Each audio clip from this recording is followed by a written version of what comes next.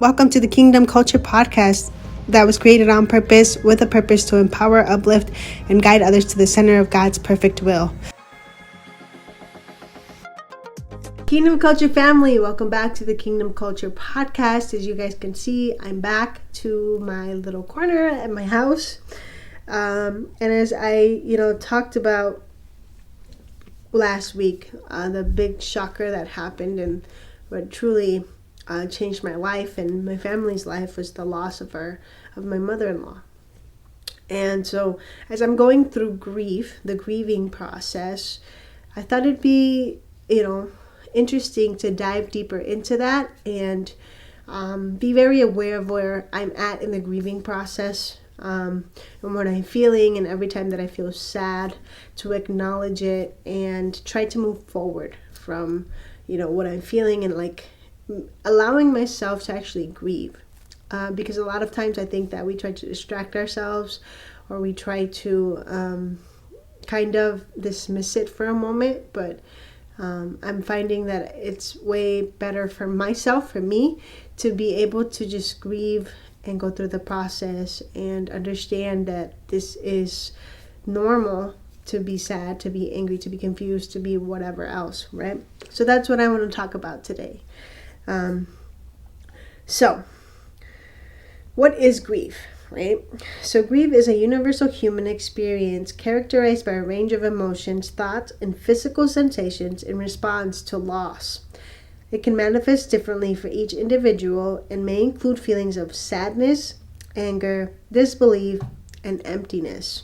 Understanding that grief is a natural and normal response to loss is crucial in validating one's experience and facilitating healing. I think that last part is very important, because we sometimes feel like we cannot feel these things, or that somebody's not going to understand that we still feel sad about something, and so we try to rush ourselves and not try to actually sit with our emotions and feel what we need to as part of the grieving process. So the fact that it says it's crucial for validating your experience, and understand that grief is natural for healing, is very important. So that's step number one. Understand that grieving is normal when you lose somebody you love, or you lose something that was very dear to you. Because you can grieve, not just the death of somebody, but a friendship maybe that is no longer in your life. You can grieve the life that you thought you were going to have because you lost a job that you were looking out for. Different kinds of scenarios, right? In my life right now, this is my scenario. We lost, my mother-in-law, and it's really taken a toll on all of us, but we're all coping differently, right? And that is kind of intriguing to me. So again, grief is normal. It's natural. You're okay to feel what you feel. So what are the stages of grief, right? Elizabeth Kubler-Ross famously outlined 5 stages of grief, which are denial, anger, bargaining, depression, and acceptance. While these stages provide a framework for understanding grief, it's important to recognize that not everyone experiences them in the same order or intensity. Grief is nonlinear and can involve oscillation between different stages, or even revisiting early stages over time. As I've shared before on the podcast, my mom's raised 5 kids on her own. My dad wasn't really part of the picture growing up, and he actually passed away in 2018. And I think I went through the stage of anger, denial, depression, and then acceptance. Because to me, when I was finally getting to know him, I got to talk to him for 3 months, and I was finally getting to know who he truly was. I had so many questions growing up, and why weren't you part of our life, and whatever else. So I got to talk to him for 3 months, and it was refreshing because he was being real. He was actually being open to talking about the trauma that he brought, the hurt, being abandoned and all these things. And 3 months later, I get a phone call that he's passed. So I was angry for a long time because I said, oh my God, he died.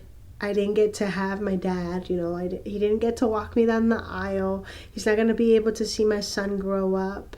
He didn't get to see all the success that I'm having now. He's not going to see me, do big things and things like these. And I was angry for a very long time at the fact that I felt like I was robbed of life with him, and the fact that he didn't put the effort in to stay in my life when I was little. So anger, I think, was the main stage that I was at when my father passed. Now with my mother-in-law, it's been a little bit different. I'm a little bit, in depression and acceptance. I wouldn't say that I'm depressed to the point where I'm not doing the things that I need to and I'm not taking care of myself, because I am. Being a woman of faith, like I said last week, it helps because I have a hope. If I truly believe what my faith is, then there's a hope that I might see her one day, right? So I'm sad because now my son, won't grow up with her. I'm sad because my husband is hurting. I'm sad because my sister-in-law, my brother-in-law, my family is hurting. And it's hard to talk about it to other people. We are so blessed and very, very thankful that people care about us so much that they keep asking questions and they keep checking in on us and everything else. And since I'm the one that's back, I have to, give answers and, go back to my husband and say, hey, this person sends your condolences. And it's, back and forth. And it's kind of like still not as real as we wanted it to be. I feel like I still don't believe it. So the acceptance part of it is coming, but it's still surreal to me because it was so unexpected and everything happened so quick. But know that not everybody goes through all of the same process. There's people that don't even feel anger or the depression part of things, or the, feeling like disconnected or whatever else, or empty. Not everybody is going to go through the same process. So I feel like we need to have so much grace with people that are grieving. I remember when I was going through my grieving process with my father, somebody said, but he wasn't a good man. He left you. He wasn't part of your life, the life that he chose. That's why he ended up where he ended up. And that hurt me so much, and I was so mad. And I told that person, I'm like, please get out of my house. I don't even know why I called you if you're going to be making those kind of comments. And it had been months after he had passed. So one thing I'm going to tell you guys is have grace with the people that are grieving. Don't try to rush them through their process. Don't tell them that enough is enough, that they shouldn't be sad, that they shouldn't, feel what they're feeling. Allow people to express themselves and support them through their grieving process, because it is a process and not everybody is the same. Some people say that others are stronger than others. I feel like that's not even something that should be said. Because you never know. They might just be acting tough, and in reality, inside or in their mind, they're really, really struggling. You're just not seeing it in person. So we have to be very, very careful on the words that we use, the way that we sound when we say something, our body postures as well, because you don't want to just be dismissive, and you also don't want to bring more heaviness to that person, because they're going to feel like a burden, and they're going to feel like they can't come to you and say, hey, I'm sad today. So please, please, please realize that there are stages to grieving, and that you should not rush somebody. And even you yourself, you shouldn't sit there and tell yourself like, oh my God, I have to get over it, or I hate that I can't stop thinking about this person or what truly happened. Don't beat yourself up. If a person means that much to you, it's going to hurt. You're going to think about them. And allow yourself to go through the real process, because that's where the healing happens. You don't want what happened to me to happen to you. So with my dad, I really truly didn't take my time to heal. and to sit with my emotions. I kind of like distracted myself with other things, and didn't sit with the fact that I truly always desired to have a life with him, for him to be a part of my life, for him to meet my son, for him to meet my husband, for him to see all of the great things that I have accomplished. And so I blew up at my mom's house because we were talking about him, and I didn't realize how much it had impacted me, right? So grieve, take your time, feel your feelings. It's totally okay, right? So what are some ways that we can cope with grief, right? So one of the main things that I did when I was grieving is I talked to my friends. I told them, I'm like, hey, so I'm not feeling okay today. I'm feeling sad. Like even today, I was texting a friend of mine and I told her like, hey, I'm feeling a little bit heavy today. I'm sad. I don't really know, how to get away from it, but if you could please pray for me and give me some words of encouragement, I truly appreciate it. And that truly helped me because, I was able to be vulnerable and accept the fact where I was, and my friend helped me feel better. And then my other friend took me out for lunch to just distract me, and we talked about other things. So that was really, really helpful. So seek support from friends, family, or a therapist. Engage in self-care activities. I'm going to say this 100 times on this podcast. Self-care matters. Self-love is more than just going to the spa or whatever else. Self-care can be as much as you acknowledging that you're not ready for the day, or you're feeling whatever you're feeling and you're not, feeling 100%. Self-care is, going and doing something that you love. Self-care can be, sharing something with somebody else. Self-care can be you just waking up and having the day for yourself. I had to take Monday off because I just wasn't ready to come back to work. Self-care is just that, self-care is making sure that you are taking care of yourself. Make sure you eat, make sure you get hydrated, make sure that you're not letting yourself go, because grief can truly take a toll on people, right? It can really change your routines. You can feel like you don't want to do the things that you would normally do. So take care of yourself. I know for my husband, for the first few days, I got a little scared because he wasn't eating as he regularly does. And I was like, hey, babe, like you have to take care of yourself. I know you're hurting and I know this is difficult for you, but you have to take care of yourself because life goes on, and you have me for support. If you need anything, if you need to cry, if you need to whatever, I'm not going to take you away from that, but I need you to take care of yourself for myself and our son, right? So always, always, always make sure that you have somebody near you that loves you and cares about you and is going to let you be there and feel your things and have a shoulder to cry on, but take care of yourself, because if you don't, it just, it's difficult. I know I did that too. When my father passed, I stopped doing all the good things that I usually do for myself, and I was in a dark place for a little while, and it was a little scary. So please, please, please always take care of yourself. Prioritize self-compassion and patience, because navigating through the ups and downs of the grieving process, like I said, is difficult. Self-compassion means you don't blame yourself for not doing something that you are hoping to do in the future with that person, friend, or whatever else.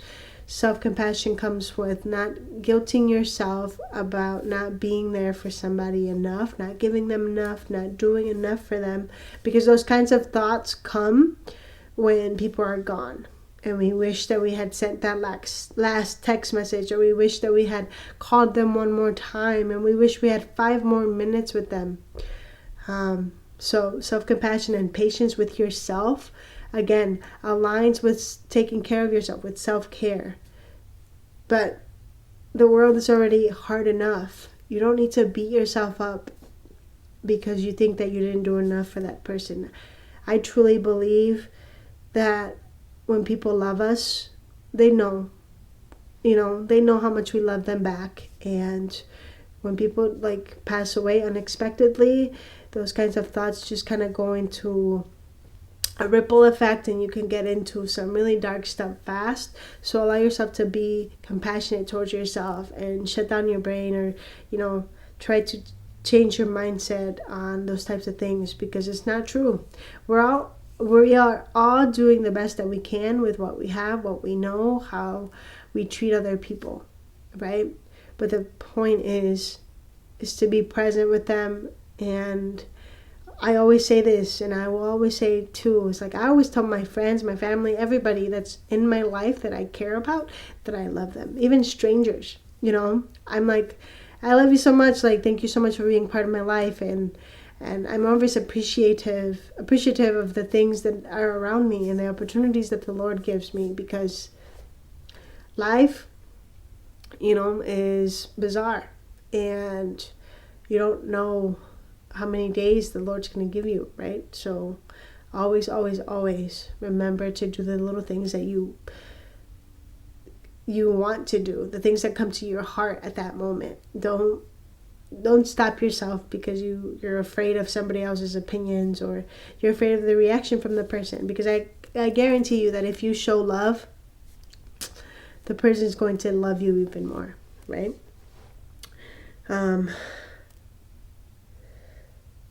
So the last thing that I have with you guys, you're not alone. There's resources and people available around you, I'm sure, to help you with your grieving journey. For me, it's my faith family, prayer, and being there for my husband and my son and my family. It sucks, right? But I'm sitting with my emotions, and I'm allowing myself to feel what I need to. And as always, always, always, always, always, I'm going to leave you guys with a Bible verse. The Bible verse that offers comfort through these types of times of grief is Psalms 34:18. The Lord is close to the brokenhearted and saves those who are crushed in spirit. This verse reminds us that even in our darkest moments of grief, we are not alone. God is near to us, offering comfort, strength, and salvation. It reassures us that God understands our pain and is there to provide solace and healing. So again, for me, the Lord will always be my everything, my strength, and my rock, the person that I go to when I'm feeling so low. But for you, if you don't believe in the Lord, it could be a friend. It can be activities that you love to do or love to do with that person, right? But remember that grieving is okay. What you're feeling is okay. And I don't want you to shut yourself off and put up walls and not deal with your emotions, right? Because losing somebody or something is difficult. It's hard, right? So anyways, I appreciate you guys and know that I love you, but that the Lord loves you more, always, always, always. If you found some value in this podcast, please share it forward. And I'm so appreciative for the ones that are already subscribed and like my videos and leave comments. So thank you so much for the love, and I hope that you guys have an amazing week. We'll see you guys next Wednesday. God bless.